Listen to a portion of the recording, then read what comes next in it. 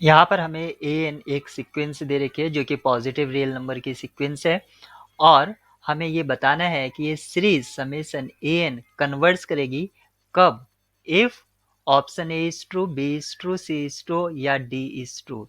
तो सबसे पहले हम ऑप्शन ए को चेक करते हैं। अगर summation A N square converts करती है तो क्या ये इम्प्लाई करेगी कि ये भी कन्वर्ट्स करे। तो इसके लिए कंसिडर कर लेते हैं समेशन 1/n²। यहाँ पर ए एन स्क्वायर का जो रोल प्ले कर रही है वो 1/n² कर रही है, यानी कि ए एन का रोल प्ले करेगी 1/n। तो ये सीरीज कन्वर्ट्स करती है बाय पी टेस्ट, लेकिन सीरीज समेशन 1/n ये कन्वर्ज नहीं करती है। इसका मीनिंग हुआ कि ऑप्शन ए आपका रोंग है। अगर हम ऑप्शन बी की बात करें तो यहाँ पर ऑप्शन बी में कहा गया है कि अगर summation A N upon 2⁻n converse करती है तो ये इम्प्लाई करना चाहिए कि समेशन ए एन कन्वर्जेंट होगी। तो इसके लिए हम मान लेते हैं कि 1/2n जो कि एक ज्योमेट्रिक सीरीज है और इसका कॉमन रेशियो हाफ है, तो ये कन्वर्ज करती है, लेकिन समेशन ए एन कन्वर्ज नहीं करती है क्योंकि हमने ए एन को मान लिया है 1।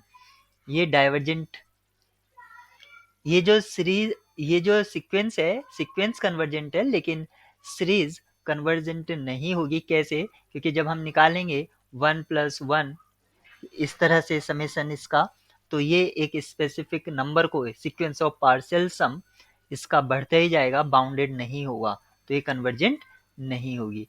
ऑप्शन सी की तरफ देखते हैं। ऑप्शन सी में कहा गया है कि अगर summation A N plus 1 divided by A N converse करता है तो ये इम्प्लाई करना चाहिए समेशन ए एन को।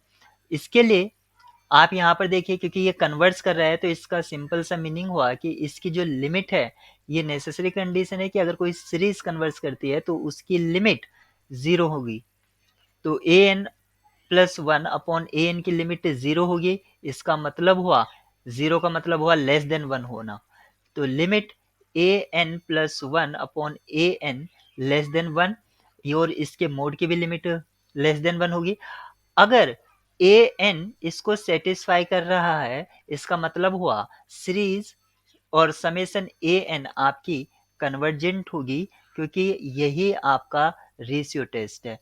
ऑप्शन डी में आपसे क्या कहा गया है कि अगर summation A N upon A N plus 1 converse करती है तो क्या ये इम्प्लाई करेगा समेशन ए एन कन्वर्स करेगी।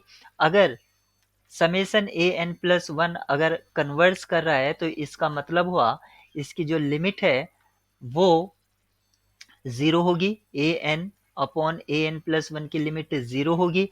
लिमिट 0 होगी तो लिमिट ग्रेटर देन 1 नहीं हो सकती है। इसका मतलब ये हुआ कि हम रेशियो टेस्ट से ये कह सकते हैं कि ये कन्वर्ज नहीं करेगी। तो ऑप्शन डी आपका फॉल्स हो जाता है। इसमें करेक्ट ऑप्शन आपका सिर्फ ऑप्शन सी है।